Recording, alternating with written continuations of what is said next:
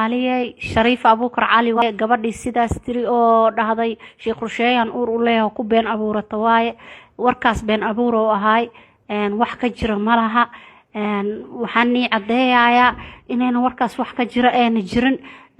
aniga sheekhana waa iscafinay Soomaaliya inkana soo cafiya saasay xaaladdu u dhacday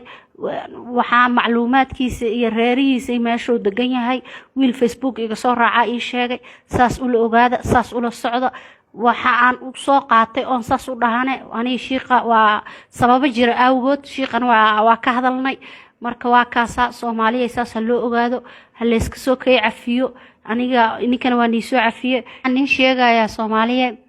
waxa aan saas u sameeyay waa ka qowmameeyay waana daruuf aniga ii gaar ah sheekhana waa u sheegay marka saas cala ajligeeda u soo gudbiyay oo xataas aan u soo sheegay marka saas u ogaada waaga waa ka qowmameeyay